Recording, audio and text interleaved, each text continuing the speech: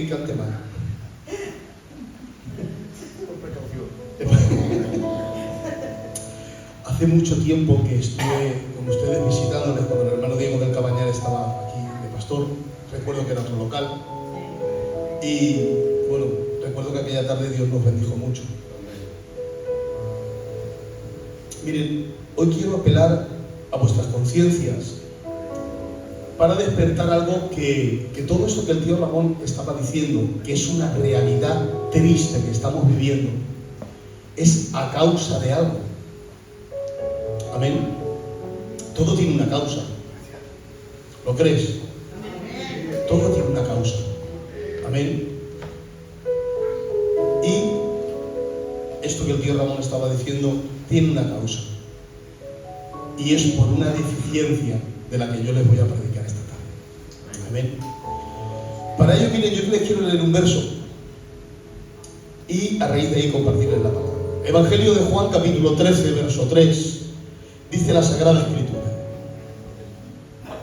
sabiendo Jesús que el Padre le había dado todas las cosas en las manos y que había salido de Dios y a Dios iba, se levantó de la cena, se quitó el manto y tomando una toalla se la ciñó.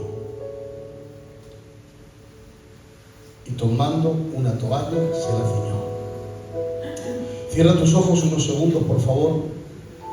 Ora por este torpe siervo, como si tuvieras la responsabilidad de estar tú aquí.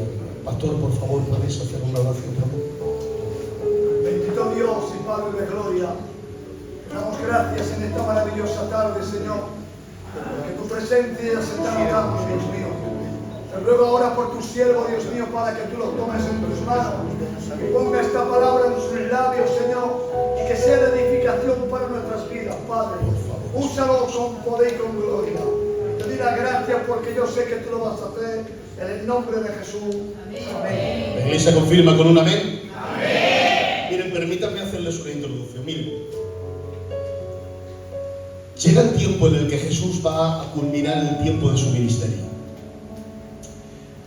Él ha estado, ¿sabes? Ven ustedes que Él nace por obra del Espíritu, Él es el Dios que se encarna, y Él nace como un hombre mortal, vive como un hombre mortal, pero ha llegado el tiempo, iglesia del Señor, en el que Él tiene que cumplir el cometido al que ha venido.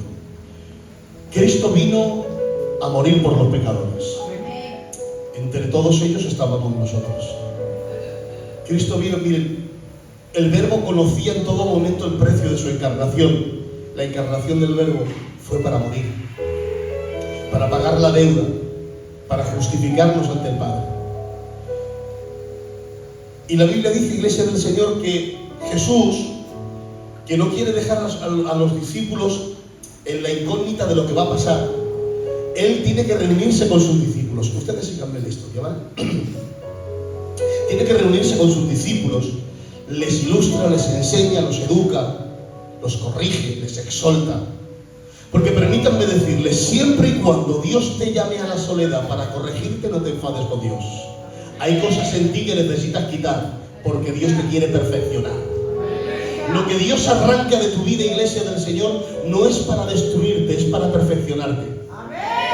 El problema es que a veces estamos arraigados tanto a ciertas cosas que creemos que la soledad a la que Dios nos lleva es para destruirnos. ¿Saben que la palabra desierto en una de las etimologías del castellano quiere decir lugar insólito donde uno llega a conocerse a sí mismo? Hay lugares de desierto donde Dios te lleva y es para que termines reconociendo que necesitas a Dios. Que necesitas quitar cosas de tu vida que te están separando de Dios. ¡Santo Dios! Pero ahora, iglesia del Señor, Jesús, que sabe quién es y lo que tiene, dice la Biblia, iglesia, que se reúne con los discípulos, se quita el manto, se ata una sábana, una toalla al cuerpo, coge una palangana, así más gitanico entre nosotros, se coge una palangana y se pone a lavar los pies de los discípulos, incluido el traidor de Judas, iglesia.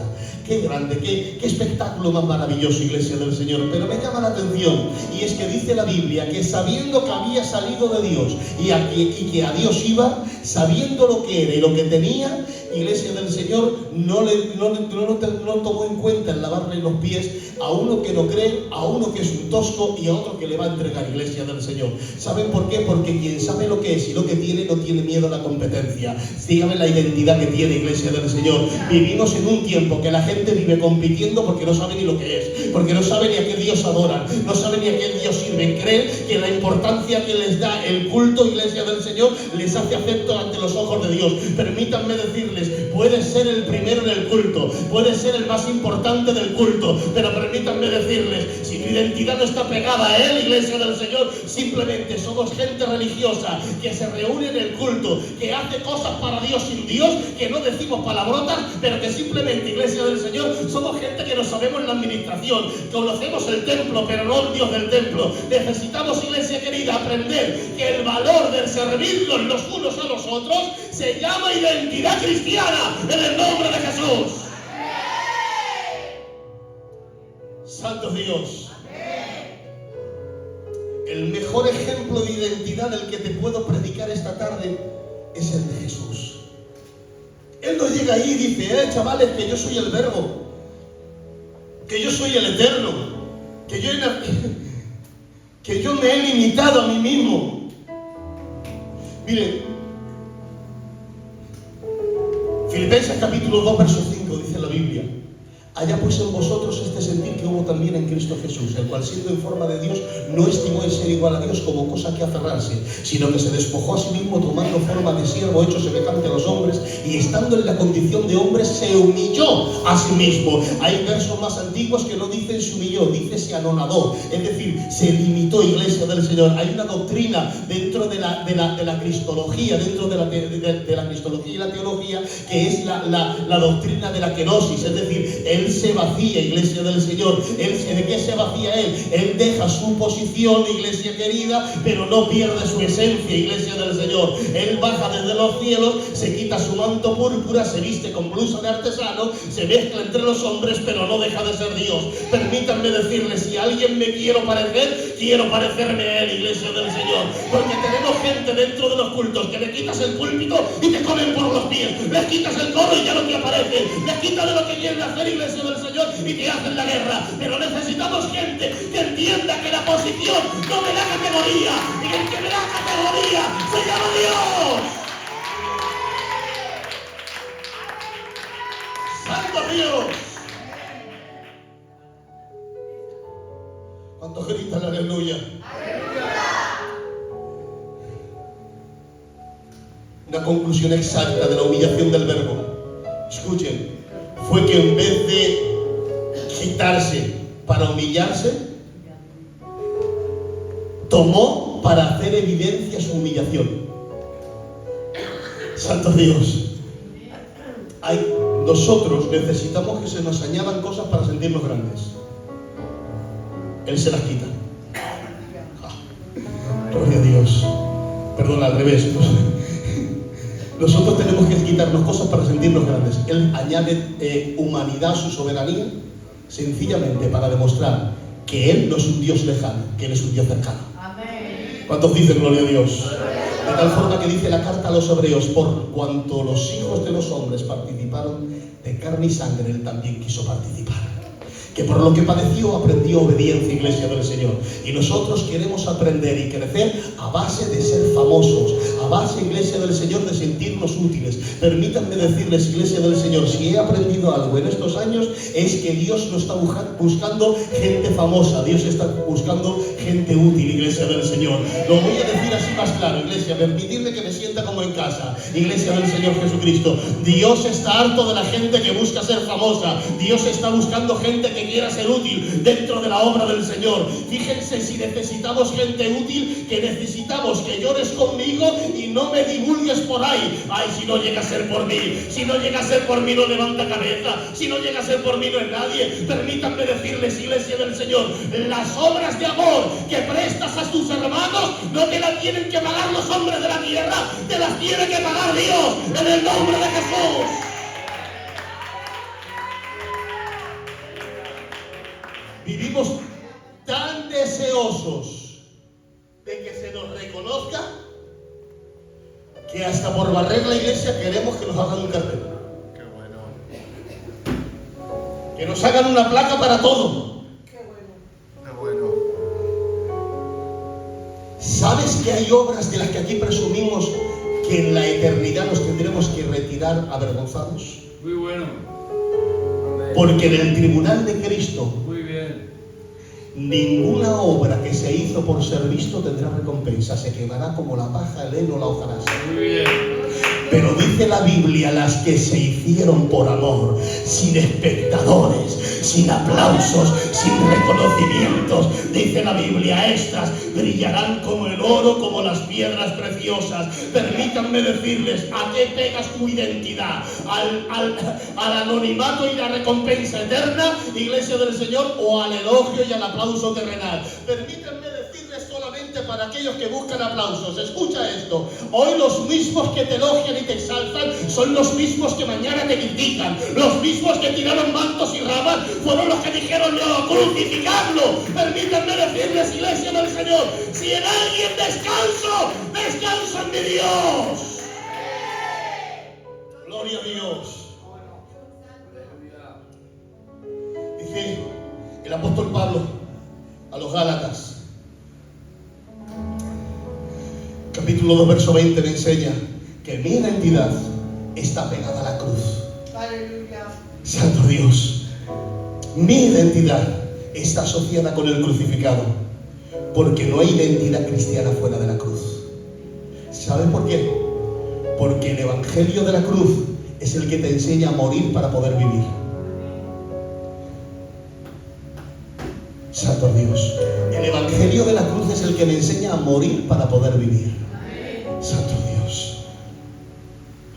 Miren, la Biblia, Iglesia del Señor, está llena de hombres, sobre todo la carta a los Hebreos en el capítulo 11, en el pasaje famoso de los héroes de la fe, empieza a hablar de hombres que se mantuvieron, fueron aserrados, fueron perseguidos, fueron, Iglesia del Señor, asesinados, sirvieron como entretenimiento en los circos romanos. Y dice el autor, Iglesia del Señor, pero estos no negaron su fe.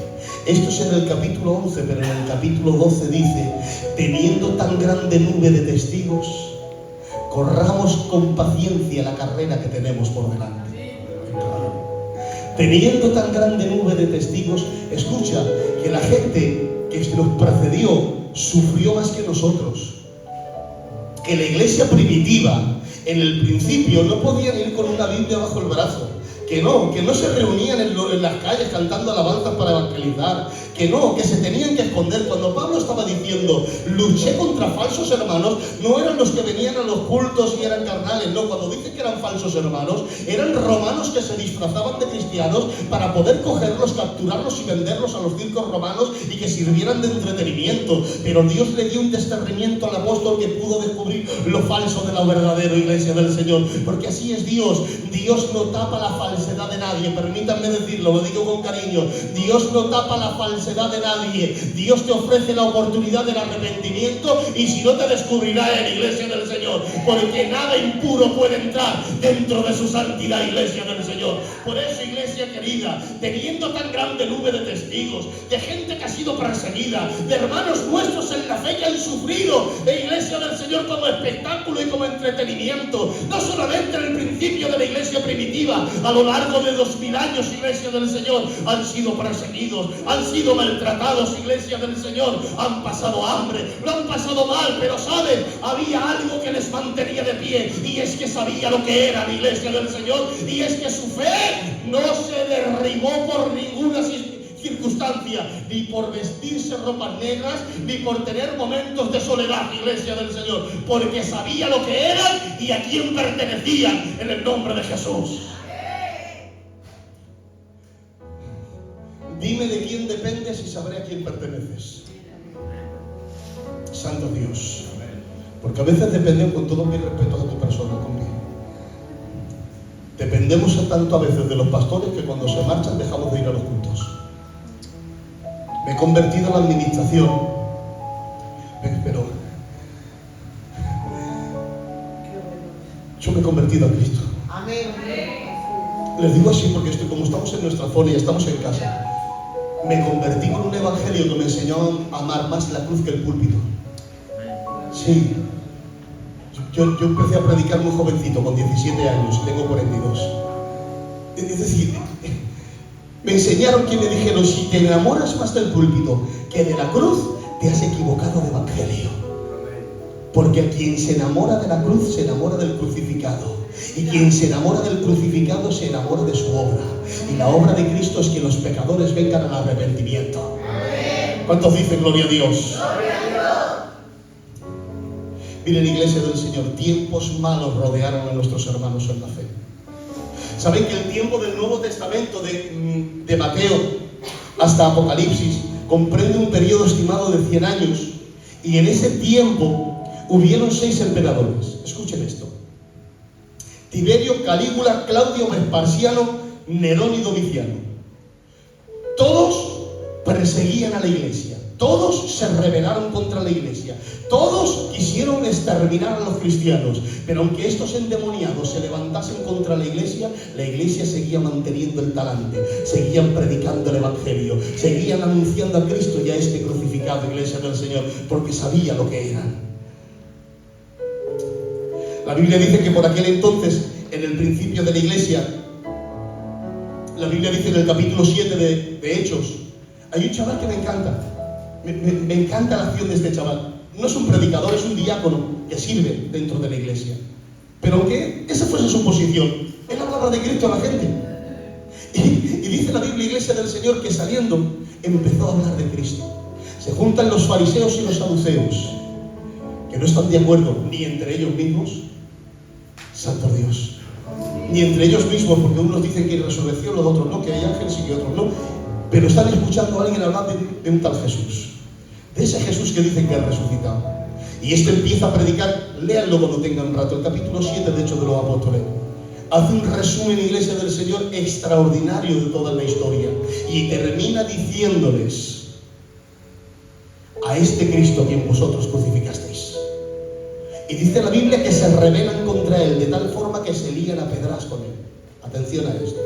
Se lían a pedras con él, se lían a tirarle piedras. Y dice Esteban, con piedras, que no está dentro de un culto, que no está en su habitación cantando cánticos o escuchando cánticos de Bartolomé Brunet, haciéndose el espiritual, no. Que no está escuchando alabanza, que está tirado en el suelo y le están tirando piedras. Y aun tirándole piedras, dice la Biblia, veo el cielo abierto y veo al Padre y al Hijo sentado al poder de Dios. Y dice la Biblia que cuando le estaban viendo, veían su rostro como el rostro de un ángel. Permítanme decirles, iglesia, ¿quién tiene visiones cuando le están lanzando piedras? ¿A quién tiene visiones, iglesia del Señor? ¿O quién pronuncia dichas visiones cuando le están queriendo quitar la vida, iglesia del Señor Jesucristo? Simplemente aquellos que saben en quién han confiado, aquellos que saben que en medio del dolor Dios les seguirá sustentando, aquellos que saben, iglesia del Señor, que aunque el enemigo venga como ríos, Jehová plantará bandera en el nombre del Señor. ¿Cuántos dicen gloria a Dios? Es fabuloso. Hay un verso en la carta de Filemón que me encanta.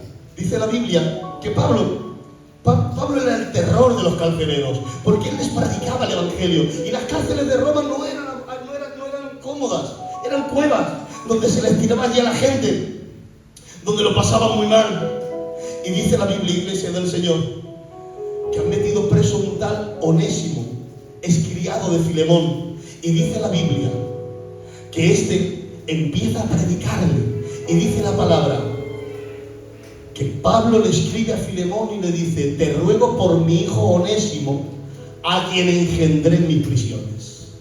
Santo Dios, que estás preso, que estás en la cárcel. Y él dice: ya, pero es que yo sé lo que soy y lo que tengo. Tengo que seguir predicando el evangelio. Santo Dios. Por aquel entonces, el emperador Domiciano ha perseguido a todos los cristianos. Entre ellos ha cogido a Juan el apóstol, lo ha tirado a una isla de condenados a muertes, la isla de Patmos. La isla de Patmos estaba acostumbrada a borrar la historia de la gente, quitándoles el nombre y dándoles un número. Miren, en la antigüedad, nosotros hoy día lo hacemos así porque no lo hacemos con maldad ninguna, pero decirle a alguien en la antigüedad tú era una falta de respeto muy grande. Porque decirle tú era borrarle su nombre, y al borrarle el nombre borraba su historia, de qué familia procedía, y eso era un insulto muy grande. Los presos que entraban en Patmos, se les quitaba el nombre. Te borro tu historia, te borro tus principios. Pero este Juan el apóstol, que se ha recostado sobre el pecho de Jesús, este Juan el apóstol, la iglesia del Señor, a quien se le ha delegado el cuidado de María, este Juan el apóstol, la iglesia del Señor, que en ninguna de las cartas, ni en su evangelio, ni en las 3 cartas se identifica como el apóstol, cuando se enfrenta a una isla que quiere borrar su historia, dice, para ahí, yo soy vuestro hermano Juan, compartícipe vuestro en el reino y en la paciencia de Jesucristo. Yo soy vuestro hermano Juan. La circunstancia no me roba el nombre, la circunstancia no me roba la situación. Permítanme decirles, iglesia del Señor, hay según qué circunstancias que nos están robando la identidad. Todo esto que el tío Ramón estaba diciendo es una realidad triste, porque hemos perdido la identidad de lo que somos. Se ha desvirtuado la identidad de lo que somos. No nos da miedo a pecar en público, no nos da miedo a pecar por medio de las redes sociales, no nos da miedo, iglesia del Señor. ¿Por qué? ¿Saben por qué? Porque hemos perdido el temor de Dios, y cuando se pierde el temor de Dios, ni los demonios nos respetan, iglesia del Señor. Por eso permítanme decirles, necesitamos recuperar algo, y es entender que somos de Dios. Aleluya. Y cuando uno sabe lo que es y lo que tiene, ay, Padre, a Juan nadie le borra su nombre. Él dice, yo soy vuestro hermano Juan. Porque tener nombre es tener identidad. ¿Saben? Miren, lo digo así desde el cariño, ¿vale? Tenemos un problema. Miren, estos años sirviendo al Señor y pastoreando, me he encontrado con 3 clases de identidad, pastor. 3 clases de identidades: pasivos, fingidos y activos. ¿Sabes quiénes son los pasivos? Los que pasan de todo. Vienen al culto porque no tienen otra cosa que hacer. Pintamos la iglesia, vale. Le pegamos fuego a la iglesia, vale. Son pasivos, pasan de todo. Hoy en el culto, vale. Hacemos 3 cultos en un día, venga. Los de la identidad fingida son los que se gozan hasta que ven que el Padre hace fiesta para otros. Amén, aleluya. Los de la identidad fingida son los que utilizan el nombre de Jesús para decir, ay Señor, cúbreme con tu sangre, cubro mi casa con tu sangre, cubro mi casa a mi prima, a mi tía, con tu sangre. Permítanme decirles, iglesia del Señor, que la sangre no es para cubrir casas, la sangre es para limpiar tus pecados. Amén. Santo Dios. Que luego venimos y decimos, ay pastor, úngeme con aceite, úngeme con aceite, úngeme con aceite, vamos a hacer un culto, me unge con aceite. Si te podemos ungir con aceite, con gasolina, con limón y con lo que tú quieras, iglesia del Señor, pero si no cambias por dentro, no sirve para nada. Si no recuperas la santidad, no sirve para nada. Iglesia, vale ya de abortarlo de fuera, que lo importante es lo de dentro, en el nombre de Jesús. Santo Dios. Iglesia, somos la exteriorización de lo que llevamos por dentro. Eres lo que llevas por dentro. Por eso hay gente que les gusta faltar a la verdad en lo que llevan por dentro. Son los que cogen lo que no es suyo, lo que llevan por dentro. Les gusta mirar lo que no es suyo, lo que llevan por dentro. Por eso necesitamos arreglarlo de dentro para ser efectivos hacia afuera. Amén. Santo Dios. Pero luego están los de la identidad activa. ¿Sabes quiénes son los de la identidad activa? Dice la Biblia, Apocalipsis capítulo 2, verso 13, que le dice, si no mal recuerdo, a la isla de Pérgamo, a la iglesia de Pérgamo o de Esmirna, no me acuerdo, le dice, yo sé dónde moras. Escuchen esto, yo sé dónde moras, donde Satanás tiene su trono, pero no has negado mi nombre y has guardado mi paciencia. Estás rodeado de demonios, pero sigues manteniendo la entereza, porque no es el ambiente que te rodea, es la naturaleza que tienes. Permítanme decirles, iglesia del Señor, estamos en un tiempo que está pasando lo que tiene que pasar, iglesia del Señor. Pero atención a esto, no me asusta lo que está pasando en el mundo, me está preocupando la reacción de la iglesia. Hay que tenemos miedo, hay que hay guerras, si vendrán guerras, claro que tienen que venir, iglesia del Señor, pero el problema es que como nos falta Biblia, le rezamos a cualquier santo. Iglesia del Señor Jesucristo, tenemos una esperanza, y es que Cristo viene en cualquier momento, y dice la Biblia, y no sufriremos daño alguno, porque la iglesia que es de Cristo se marcha con Él en el nombre de Jesús. Estamos sufriendo mucho por lo que pasa por fuera, pero necesitamos arreglar nuestra vida por dentro. Por eso no me hables de lo que eras, déjame ver lo que eres. Porque tenemos una alta proliferación de gente. Me dejan 5 minutos y termino, pastor, con 5 minutos y termino, de verdad. Que yo no sé cuándo voy a volver. Tenemos gente que los tenemos atrapados viviendo en el Salmo 137. ¿Os acordáis del Salmo 137? ¿No os acordáis? Junto a los ríos de Babilonia, allí nos sentábamos y llorábamos. Colguemos nuestras arpas en los sauces. Y los naturales de aquella tierra nos decían, cantadnos los cánticos de Sión. Y decían ellos, ¿cómo cantaremos a Jehová estando en tierra de extraños? ¿Cómo cantaremos a Jehová estando en tierra de extraños? Necesitaban una posición para poder tener una relación. Dios mío de mi vida, quiero que entiendas esto, iglesia del Señor.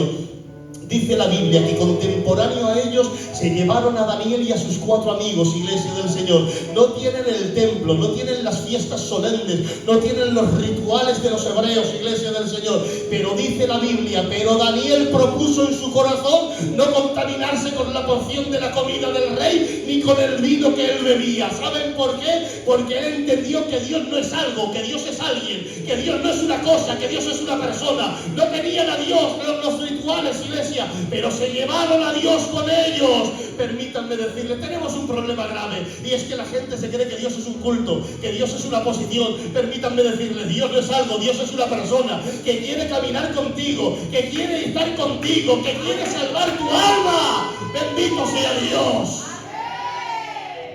Contemporáneos a ellos, iglesia del Señor, está Jeremías en Jerusalén.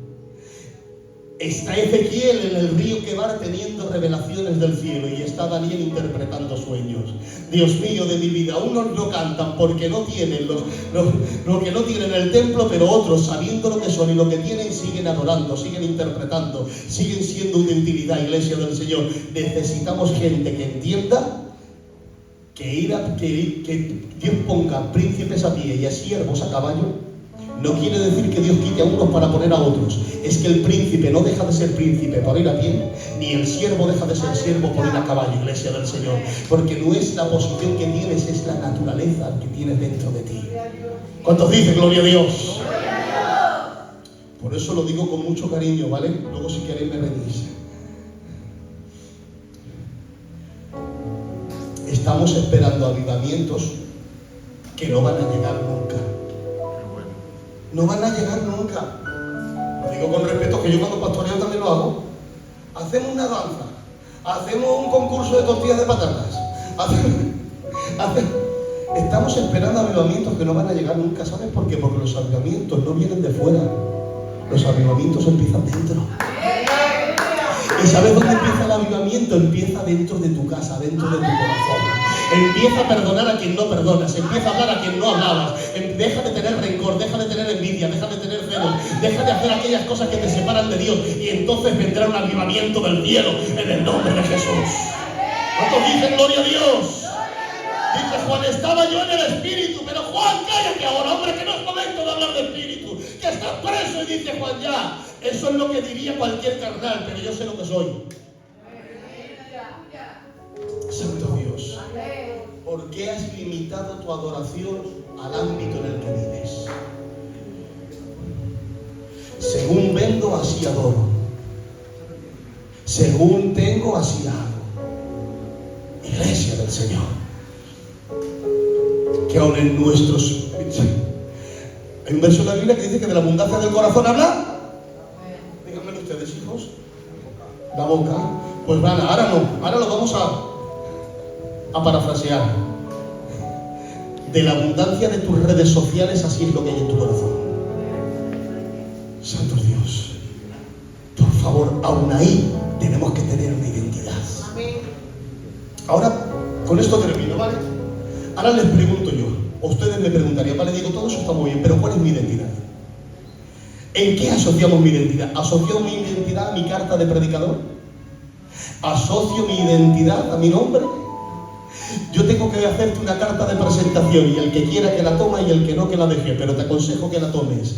Dice la Biblia, Iglesia del Señor, capítulo 1 del Evangelio de Juan, verso 12: mas a todos los que le recibieron les dio potestad de ser hechos hijos de Dios. Esa es nuestra mayor carta de presentación, que somos hijos, y si hijos, herederos juntamente con Cristo, en el nombre de Jesús.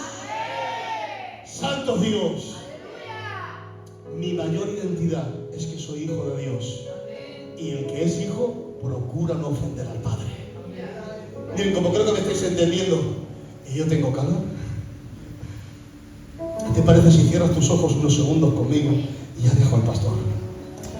Padre, te adoramos, te damos gloria, exaltamos tu nombre, Señor, y reconocemos nuestra pequeñez y tu grandeza, Señor. Gracias, Espíritu Santo, por tu amor. Gracias, Señor.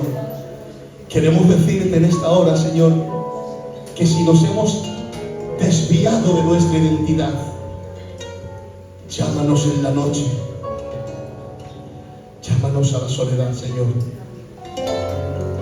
Llámanos, Dios mío, Señor, que queremos vivir el Evangelio que tú mandaste vivir, Señor. Queremos vivir como hijos, agradecidos, entregados, dedicados, Señor, dándote a ti siempre toda la gloria, porque tuya es la alabanza y la pleitesía. Gracias por esta tu iglesia, Señor. Gracias por este tu pueblo, Señor. Bendice al pastor, su compañera, Señor. Bendice al cuerpo ministerial, al coro, los músicos, Señor, los ancianos, los jóvenes. Padre, sana a los enfermos, Dios mío. Padre, te honramos a ti y te damos las gracias en el nombre de Jesús. Amén. Gracias y paz para todos. Que Dios les bendiga y hasta la próxima, si Dios lo permite.